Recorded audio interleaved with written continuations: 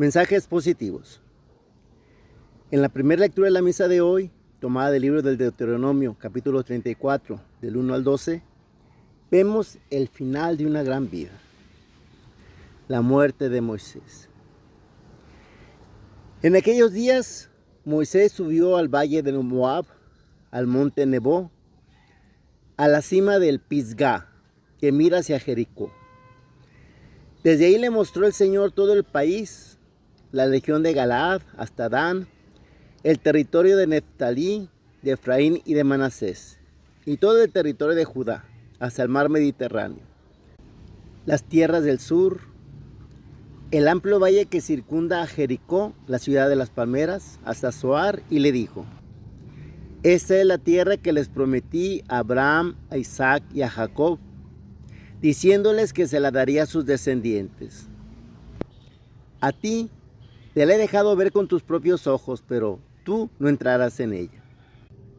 Y Moisés, siervo del Señor, murió ahí, en Moab, como había dicho el Señor. Lo enterraron en el valle de Moab, frente a Bet-Fegor, pero hasta el día de hoy nadie ha conocido el lugar de su tumba. Moisés murió a la edad de 120 años y no había perdido la vista ni las fuerzas. Los israelitas estuvieron llorando a Moisés en el valle de Moab 30 días, el tiempo señalado para el duelo de Moisés. Josué, hijo de Nun, estaba lleno del espíritu de sabiduría porque Moisés le había impuesto las manos. Los israelitas lo obedecieron como el Señor se lo había ordenado a Moisés. No ha vuelto a surgir en Israel ningún profeta como Moisés, con quien el Señor hablaba cara a cara, ni semejante a él en las señales y prodigios que el Señor le mandó realizar en Egipto contra el faraón, su corte y su país, ni por su poder y los grandes portentos que hizo en presencia de todo el pueblo de Israel. La muerte de un gran hombre, Moisés, uno de los grandes profetas, y aquí nos lo mencionan como uno de los más grandes, grande entre los grandes, y se fue sin entrar a la tierra prometida. Oye, ¿cómo será el momento de tu muerte? ¿Alguna vez te has puesto a pensar en eso? ¿Qué se dirá de ti cuando te vayas? Dicen que dos amigos fueron al sepelio de un conocido y tras el sermón fúnebre, donde se le exaltó como una gran persona, ellos se pusieron de pie y salieron apresuradamente diciendo: nos equivocamos de funeral, el que vinimos a acompañar no era así. Tú merecerás un buen sermón fúnebre sin que haya gente que se salga creyendo que se equivocó. En días pasados celebramos a Santa Clara de Asís, la gran amiga de San Francisco, la plantita de San Francisco, que fue tan importante y hasta vital para la experiencia franciscana, ya que si bien Francisco fue la inspiración de Clara, al tiempo, Clara fue un gran apoyo espiritual para Francisco, el cual, así como tuvo grandes épocas luminosas, también arrastró crisis muy profundas, y de varias de ellas, la luminosidad espiritual de Clara le ayudó a recuperar la luz en su interior. El hermoso cántico de las criaturas fue compuesto por Francisco en San Damián, después de que Clara lo atendiera tras el abatimiento físico que le dejó la impresionante experiencia de la impresión de las llagas en su cuerpo en el monte Alberni. Cuando Francisco inició su obra a sus 20 años de edad, Clara apenas tenía 11, era una niña. Ella fue viendo cómo el movimiento franciscano empezó a crecer y cuando ella tiene 18 años, Francisco ya tiene camino recorrido, ya era alguien reconocido.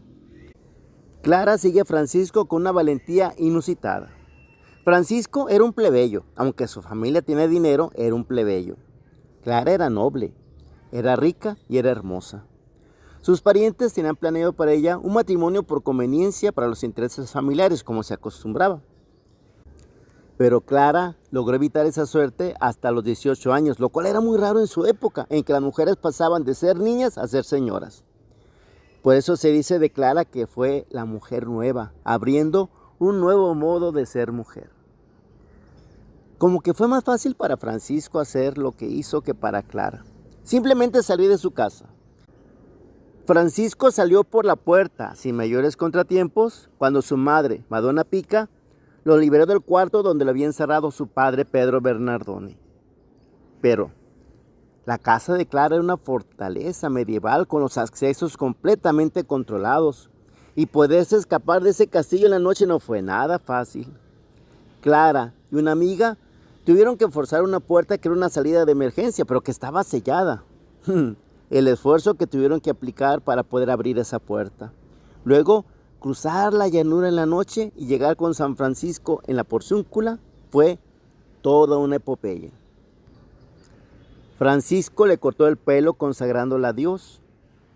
Al día siguiente, cuando los familiares se dan cuenta de la huida e investigan el paradero de Clara y llegan hasta la Porciúncula, Clara tenía su pelo ya tonsurado. Y según las leyes eclesiásticas de aquella época, ya se había consagrado a Dios y era intocable. Ya no pudieron hacer nada. Al poco tiempo se unió Clara a su hermana Catalina, quien también se escapó, y la familia tampoco pudo impedir que se consagrara a Dios. Años más tarde, hasta su madre, llamada Hortolana, se une a Clara en la comunidad. Clara fue una gran mujer, pero lo más impresionante de ella, a mi parecer, fue el momento de su muerte. Cuando muere, lo último que dice fue: gracias, Señor, por haberme creado. Como diciendo, qué padre estuvo la fiesta, qué bueno que me invitaste. Especialmente se aplica a ella aquella frase que dice: es preciosa a los ojos del Señor la muerte de sus fieles. Clara muere entregando su alma al Señor, tras una vida pletórica, que pudo haber sido grande en el poder, en la riqueza, en la fama, pero prefirió hacerse grande en la pobreza, en la pequeñez, en la sencillez. Clara vivió la mayor parte de su vida enferma, porque la vida de penitencia que siguió era más fuerte que su cuerpo. Su cuerpo no resistió la vida de penitencia que quiso tomar. No estaba acostumbrada a los ayunos, a los esfuerzos, al poco dormir y al mucho trabajar. Pero su espíritu tuvo la fuerza suficiente para llevarla muy, muy lejos. Así, enferma y todo, hizo cada milagro. Cuento uno de ellos. Una ocasión hubo un asalto de musulmanes a la ciudad de Asís, y el convento en el que vivían Clara y sus hermanas, la capilla de San Damián, se encontraba en las afueras de la ciudad y no tenía ningún tipo de protección.